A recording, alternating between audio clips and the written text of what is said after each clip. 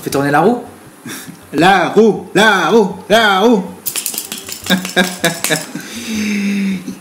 Dans quel sens elle tourne, ça me connaisse. Ouais, parce que... Allez, c'est parti. Alors qu'est-ce qu'on a en stock? Qu'est-ce qui nous reste en stock? Qu'est-ce qu'il nous reste? Il y avait Lenny Kravitz. On avait Trent Reznor, on avait pas mal de trucs qui étaient... on avait Alanis Morissette, on avait Garbage, ça, Eddie Vedder. Eddie Vedder. Hop. Alanis Morissette. Moi je suis content que ce soit elle. Après, on pourra pas nous dire ah mais vous parlez que de mecs et tout ça machin. Attendez Garbage la dernière fois, Alanis Morissette cette fois-ci. Ah ouais. Et là je suis content. Moi perso je suis content. Je suis pas toi mais moi je suis content que ce soit elle. Moi c'est content que toi c'est content. Ah bah si toi c'est content, moi c'est content. Tu connais Alanis Morissette? Tu connais comment Alanis Morissette? Bah écoute, je l'ai rencontrée. Sur Tinder? Non, je la connais parce que j'avoue. Pas grand fan de Alanis Morissette, mais par rapport à quelques chansons qui sont passées à la grande époque de MCM, à l'arrivée de Canal Satellite en Nouvelle-Calédonie, je l'ai connu via... 70. Si seulement. T'as pas à dire qu'on a été plus avancé que les Australiens à cette époque-là. Non, mais ouais, c'était vraiment bien par rapport... et on a eu cette conversation où je te disais que, justement, pour moi, elle était un petit peu en... Comment dire ça sans me faire flageller? Choisis bien tes mots. Non mais je vais te le dire je vais te le redire tel quel. Dis-moi. Non mais c'est vrai que pour moi j'avais pas l'impression qu'elle soit vraiment rock en fait. Je comprends ce que tu veux dire et je vais dire un truc qui va peut-être appuyer ce que tu viens de dire, c'est que pour je sais plus quel épisode qu'on a fait, j'ai fait des recherches sur les rockeuses dans le temps quoi, tu vois, de Patti Smith à aujourd'hui à Garbage, bref à Charlie Manson, bref, de Garbage. Et sur tous les sites que j'ai été lire et j'ai été renseigné, il n'y en a pas un qui mentionnait Alanis Morissette en fait. Et ça m'a fait un petit peu mal au cœur en fait parce qu'en fait l'image qu'on a d'elle c'est avec ses cheveux longs comme ça et avec une guitare elle fait... Non, ça c'est ton image que tu as. Moi l'image que j'ai d'elle c'est les cheveux longs et je suis énervé, j'ai envie de dire des choses et écoutez-moi quoi tu vois. Et mon troisième album qu'elle a sorti c'est celui qui était le plus connu, c'est Jagged Little Pill. Il y a Ironic, machin, etc. Tu écoutes le truc, tu dis pas c'est de la pop le bordel, tu dis pas c'est de... Quand tu écoutes Ironic, juste Ironic, la chanson Ironic, pour toi c'est quoi comme chanson? C'est quoi comme genre de musique? Celle de cet album-là? Ouais, non mais la chanson Ironic. Oui. Tu vois, c'est quoi la chanson Ironic? Ça donne envie de chanter. C'est vrai. Là pour cet album-là, c'était vraiment, elle avait 21 ans, c'était la petite meuf 21 ans. Elle avait 21 ans. Déjà respect par rapport à ça. Et après elle s'agit, certes, je vous l'accorde. Mais elle reste quand même une référence niveau femme qui fait du rock quoi. En fait, ça m'a embêté un petit peu parce que on a fait notre apéro avec notre pote Caro et justement pour X raisons on parlait des chanteuses et on en est venu à parler de Alanis Morissette. Et vous étiez tous les deux d'accord, enfin c'est même pas d'accord, c'est juste que pour vous c'était un fait. C'est qu'elle avait donné un certain tempo à votre adolescence. Oui. J'ai eu cette chance-là. Souvent, je dis, quand je reparle d'un artiste, putain, j'aurais bien aimé être adolescent à cette époque-là, machin. Et là, j'ai eu cette chance-là, en fait, d'être adolescent à l'époque d'Alanis Morissette, quand elle a commencé à cartonner. Et même si j'avoue, même si elle n'avait pas cartonné, la meuf, elle chantait des textes. Moi, petit collégien, petit lycéen qui avait mes problèmes existentiels, et ben, je m'y retrouvais là-dedans. Et putain, mais... elle vivait avec moi, c'était ma copine Alanis Morissette, j'avais tous ses CD autour de moi, et je lisais ses paroles, moi et mon anglais approximatif, je commençais un peu à comprendre les trucs et ça me parlait quoi, tu vois, même si ça me parlait et je veux pas dire que ça m'a sauvé la vie, parce que j'étais pas en danger, mais ça m'a...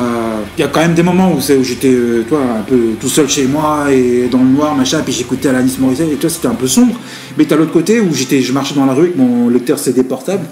Elle t'accompagnait dans les meilleurs et dans les pires moments. Voilà, et je suis content d'avoir vécu ça parce que...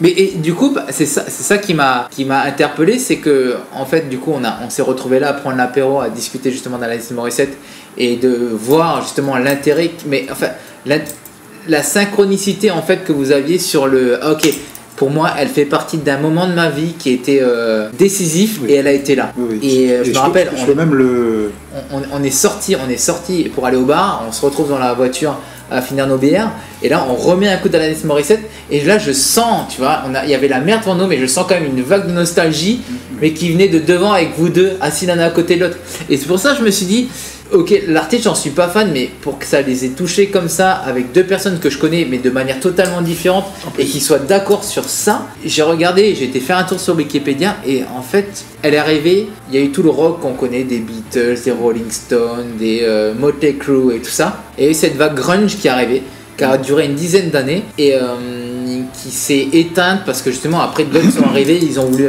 un petit peu trop profiter de ça. Et après, tu as eu le post-grunge, et c'est là où en fait, ces deux albums qu'elle avait sortis au Canada, et le troisième dont tu parles, là c'est celui qu'elle a sorti, qui était post-grunge, rock alternatif, et en fait, elle a mis de nouvelles fondations dans le post-grunge au moment où vous aviez besoin d'avoir quelqu'un. Tu arrives dans une nouvelle ère. Le grunge c'est terminé, maintenant c'est chasse ouverte et disons qui c'est qui va donner le tempo. Et en sachant que dans n'importe quelle ère musicale, être une femme c'était déjà suffisamment difficile, elle a réussi à se positionner là dès le début avec son troisième album. Et tu me disais elle avait 21 ans, c'est ça, son troisième album, sans déconner quoi. Mais tu vois, et je pense qu'elle est suffisamment intègre pour pas faire quelque chose qui lui convienne pas. Donc ça veut dire que l'album était suffisamment représentatif pour que les gens qui l'écoutent se disent. Et c'est pour ça que le grunge est terminé, parce que justement il y avait trop de poseurs qui sont arrivés et les gens se sont dit non mais ok c'est bon. Et les grands du nom, Pearl Jam, tout ça se sont retirés parce que là l'époque était terminée. Et là l'époque d'après, ce qu'on avait besoin c'était quelque chose de nouveau. Et là tu peux pas avoir de poseur parce qu'il n'y a rien qui est fait. Et t'as Alanis qui se présente. Elle arrive avec ses textes. Elle s'est associée pour cet album-là avec Glenn Ballard. Ils ont fait 2-3 albums ensemble. Enfin, ils se sont vite captés, tu vois, et ils ont vite compris ce qu'il y a sur cet album-là. Justement, il y a des chansons, genre ils ont mis quelques heures, même pas, tu vois, et à peine écrit, ils l'ont enregistré, et c'est la chanson qu'on écoute sur l'album tel quel, en fait. Je crois même qu'elle avait fait une tournée avec Radiohead. Je crois qu'elle avait fait une tournée avec Radiohead. Et tu vois, quand tu lis ça, tu dis Radiohead, Alanis Morissette. Voilà, et c'est ce genre de réaction, en fait. T'as le droit, hein, je t'en veux pas, mais c'est ce genre de réaction, en fait, qui m'étonne et qui m'énerve un petit peu. C'est que quand je dis que j'aime Alanis Morissette ou Alanis Morissette, elle a fait sa machin, t'as toujours.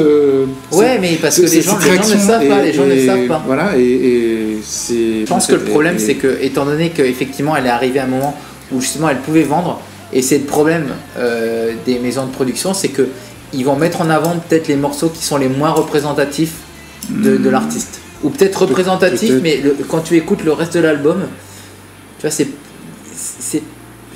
que tu achètes, c'est pas forcément ce que tu vois.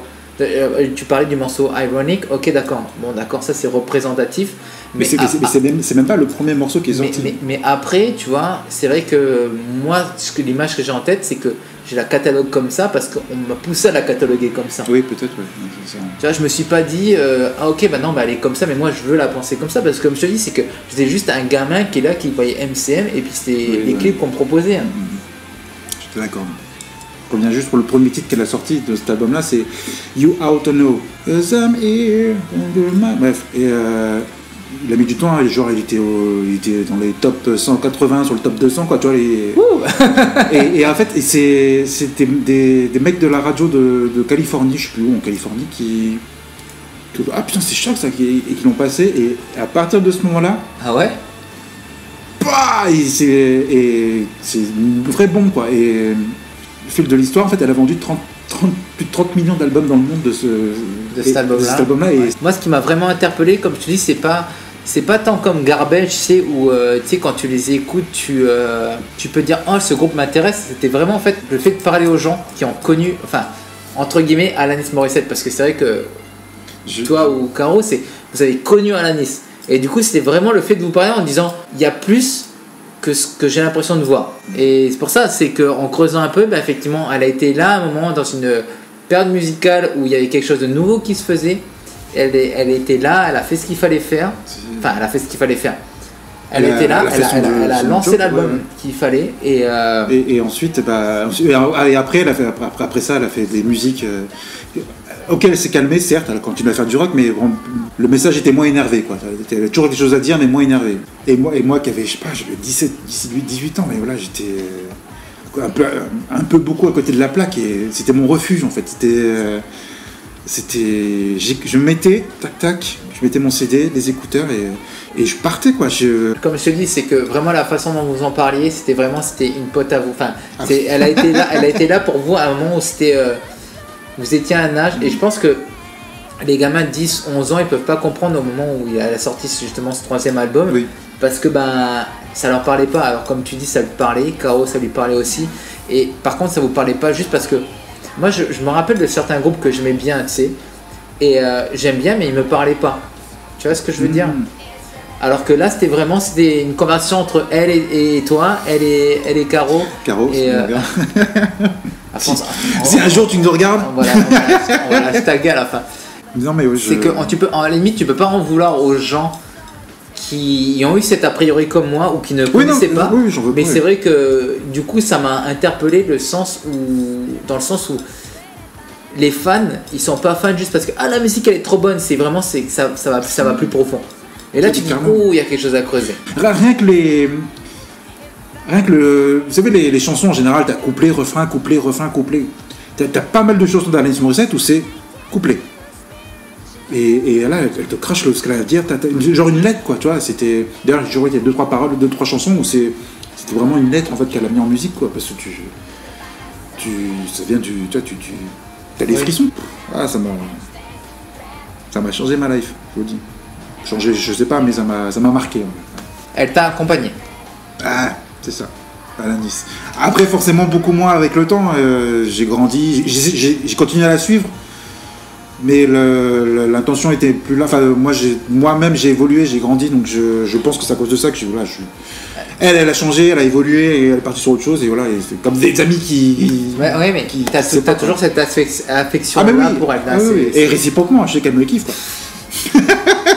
Si tu nous regardes, Alanis, j'arrêterai pas de le dire, j'ai pas honte de dire que j'aimais Alanis. Je dis ça parce que combien de fois je l'ai dit que j'aimais Alanis, à Morissette, et le monde dit mais qu'est-ce qu'il y a avec elle, quoi?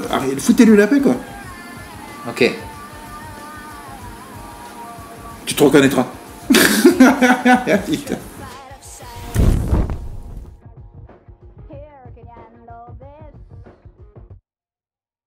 Did you